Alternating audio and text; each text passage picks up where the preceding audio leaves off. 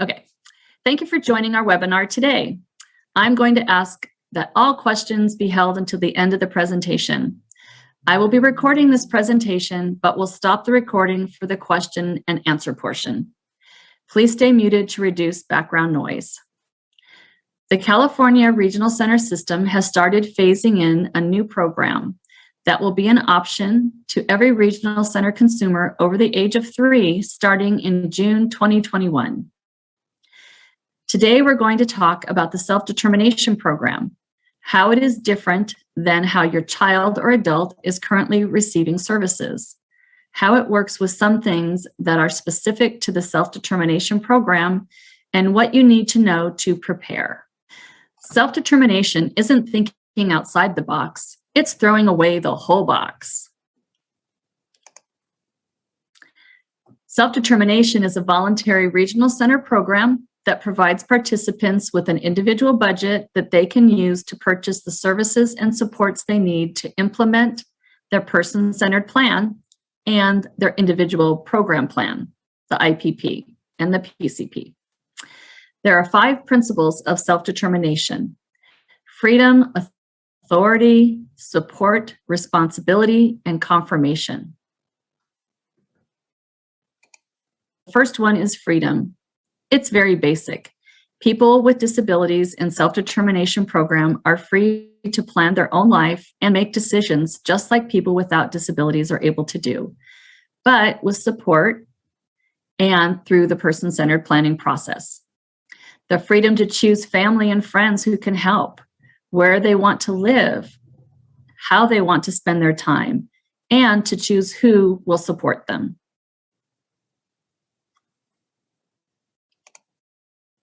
Authority over your resources.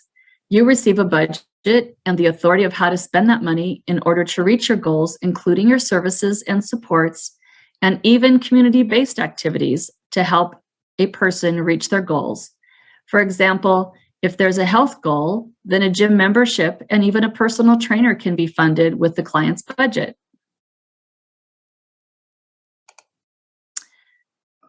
Next is support. Support for building a life in the community.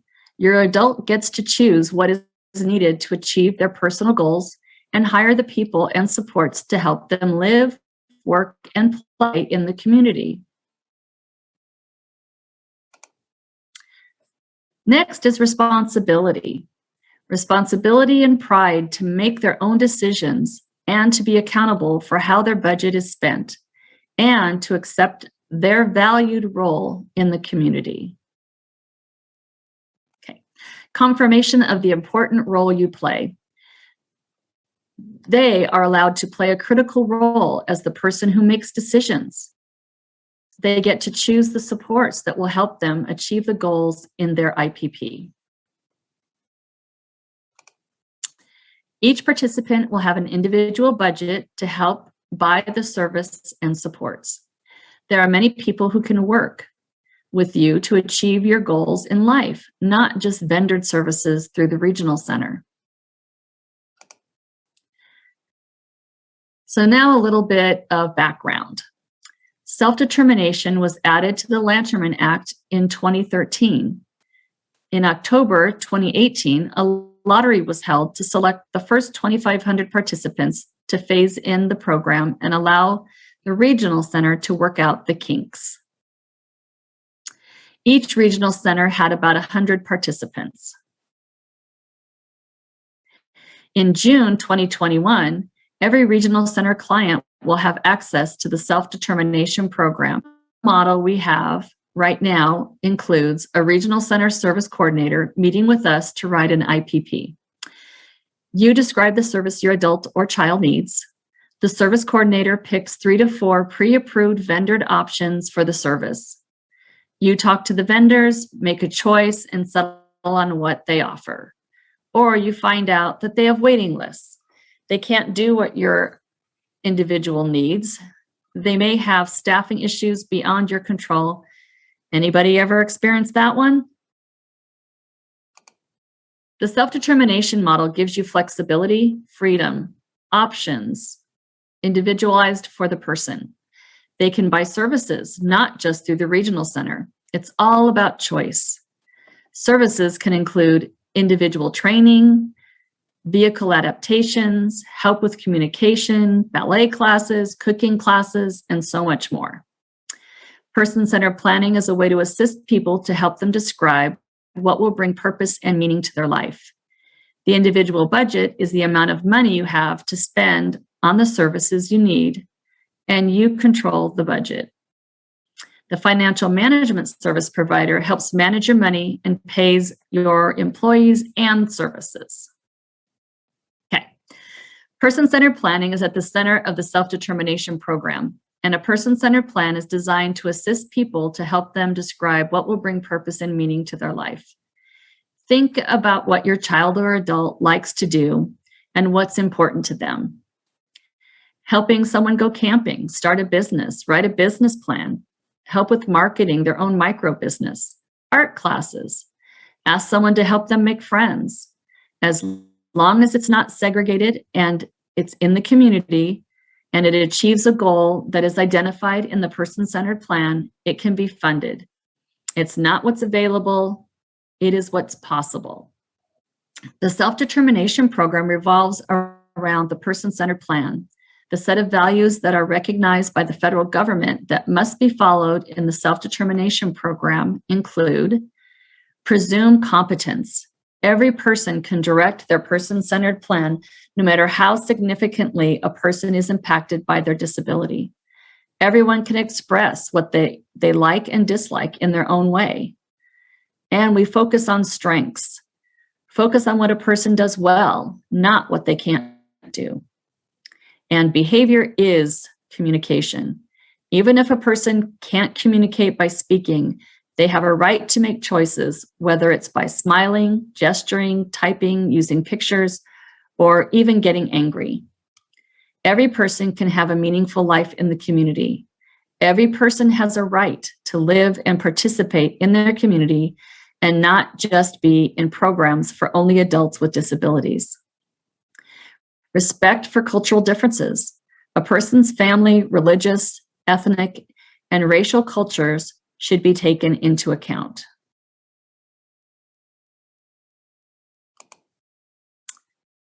Who leads a person-centered plan? Funding is available through the self-determination program for participants to hire an independent facilitator to assist them and their family with the person-centered planning and IPP process. The independent facilitator can advocate and negotiate at IPPs and with service providers. If the participant elects not to use an independent facilitator, he or she may use the regional center service coordinator to lead their person-centered plan. That the self-determination program works. You may hear it called the waiver or self-directed services in another state. Best practices are already out there. We just have to implement them. A good person-centered plan must start with pre-planning to find out what the person wants to discuss and does not want to discuss. We never focus on behaviors in a negative way, but we may want to check out what those behaviors are telling us. We don't want to know what is needed for the client to fully participate. Do they need breaks? Do they need to eat frequently? Assistive technology, photos, a special seating arrangement. We develop a personal history, a life story, or a personal description that includes their hopes, dreams, fears, and personal preferences. We identify who they want to have attend and create a circle of support to see who is with them the most and knows them the best. And finally, where and when do they want to meet and have our party with a purpose? If we say 8 a.m. for my daughter, Sarah, she'd be cranky and not happy. Sarah's party with the purpose was in the afternoon with her favorite people and pizza. Sometimes a neutral place is better than a home. So they don't decide to go to their bedroom and listen to music. It's all up to the individual and what works best for them. At the beginning of a person-centered plan meeting, the rules are laid out by the facilitator. For example, all comments should be made to the participant, not about them, as if they aren't in the room. Each person introduces themselves and tells the client something they admire about them. Everyone attending listens to the client's dreams and works with them to make a plan to help them reach their goals, focused on the person's strengths, hopes, and wishes, rather than their weaknesses, nightmares, and the preferences of others. Through brainstorming with the circle of support, many ideas will come to light that will help the client take steps to reach their goals. When we did Sarah's, it came out that she wanted to work at Dickie's Barbecue and she wanted to work with dogs. So we brainstormed where the dogs were that people work with without a college degree and what people in businesses could help, what steps to take. They will imagine ways to increase opportunities and to think about what health and safety issues that may need to be taken into account.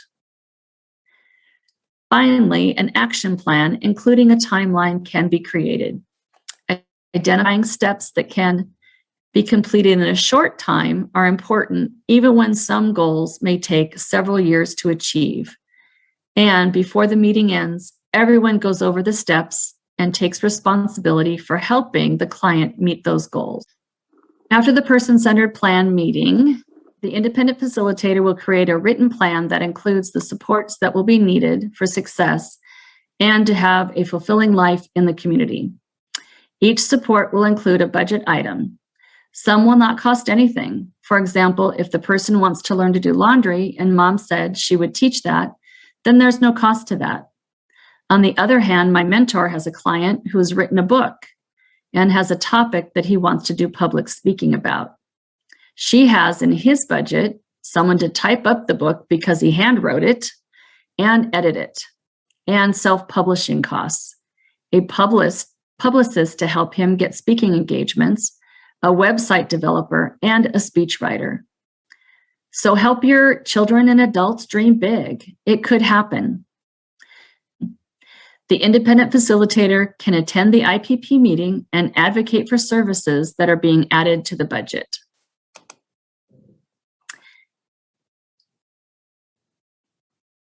A well-written person-centered plan provides opportunities to seek employment and work in competitive integrated settings.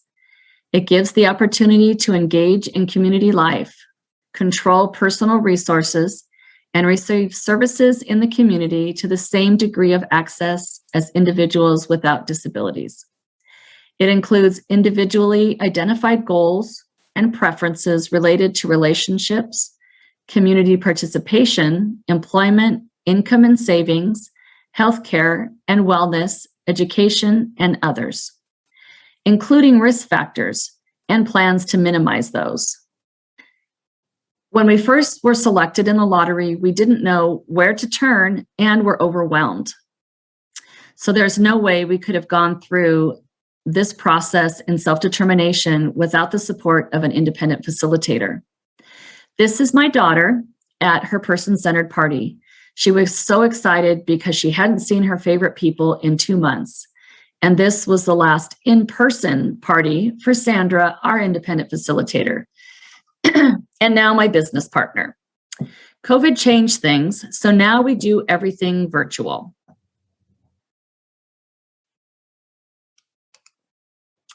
The meeting started with all participants telling Sarah what they liked and admired about her.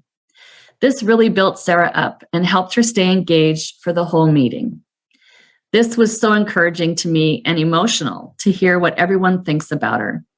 It helped us focus on the positives and her strengths, where so much to do with Regional Center is focused on deficits and the challenges she faces. So the person-centered planning team came up with some ideas of things she wanted to try and things she currently likes to do. We can't wait for the pandemic to end so we can do more of these things. Part of doing the person-centered plan is identifying the needed supports to help Sarah achieve her goals. We also talked about work. Sarah wanted to work, but she was in a 4-to-1 day program that basically killed time around town. Sarah's 20 years old, and the group she was in was men in their 30s and older, so it wasn't even a fun social activity for her. Most days she didn't want to go. Plus, she had a job at Dickey's Barbecue for the last 3 years, and they wouldn't provide a job coach for her at her actual job. So my son and I had to go and support her at the job. And we weren't able to do this consistently. But more than that, she really didn't want her mom and her brother there. She wanted her independence. Her dream job is also working with dogs. So we brainstormed places that she could work or volunteer with dogs. And we came up with a business idea as well.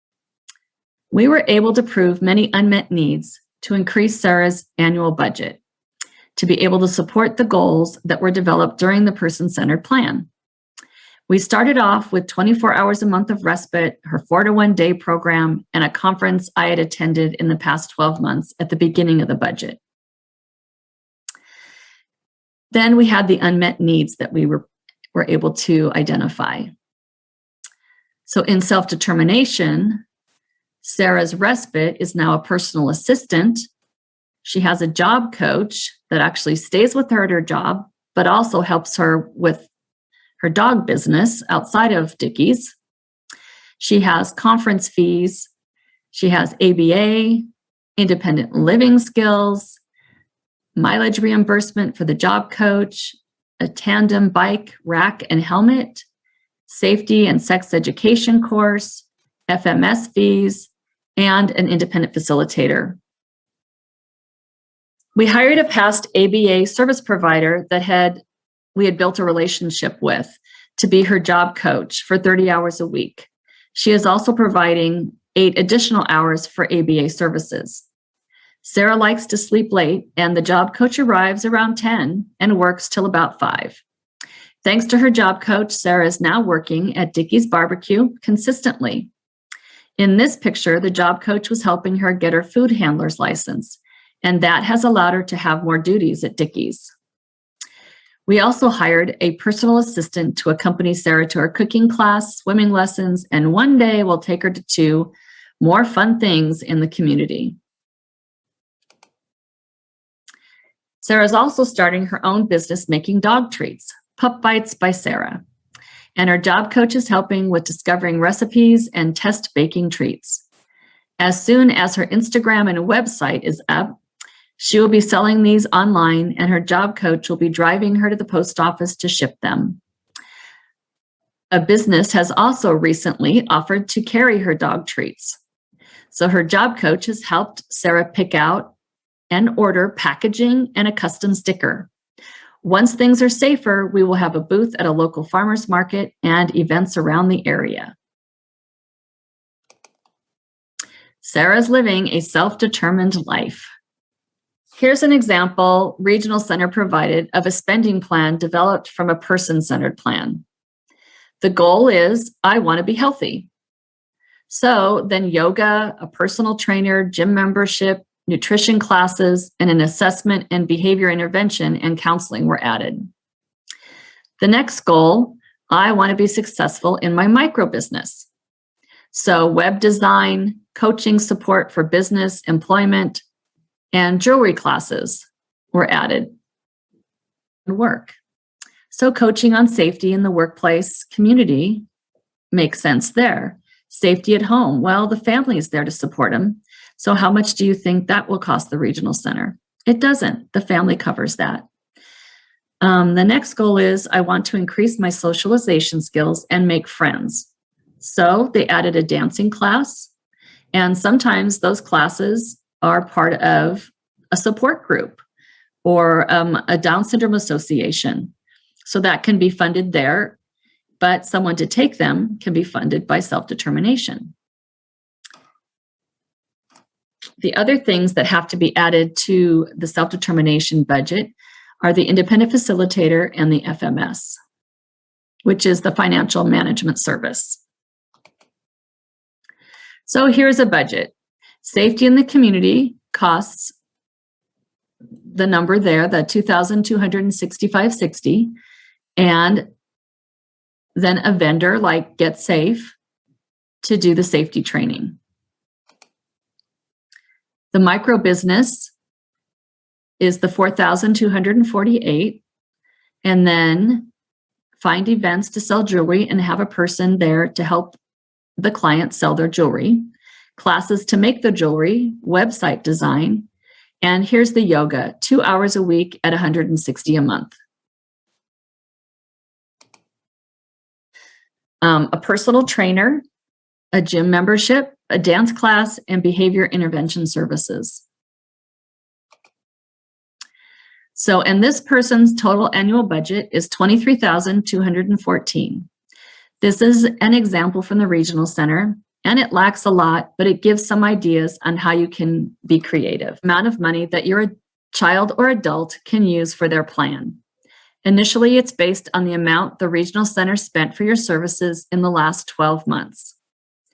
You can also ask for additional services before entering self-determination, such as more respite hours, or for an adult, independent living skills.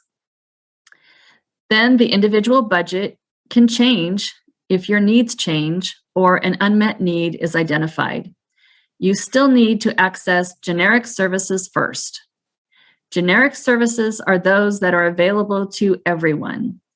IHSS, schools, insurance for some therapies. And then you need to get denials for some of those, or maybe approvals. Financial management service provider, the FMS. They help you stay on track with your budget. The amount that they are paid comes out of your budget. The administrative costs, like withholding taxes, workman's comp, all comes out of, what's allotted for the FMS. So you don't have to touch the money or do any reporting. Once you've been, the steps you need to take to enter self-determination are you need to attend an orientation meeting. Then you need to have your person-centered plan, and then an IPP, and the regional center certifies the individual budget. Next, you select a financial management service provider, and then your participant is ready to live the dream. Initial budget includes the 12 months of services. It can be increased if the living situations change or unmet needs are identified in your person-centered plan. You can transition back into traditional services at any time. But if you leave self-determination, you cannot re-enter it until 12 months. So you have to have a waiting period.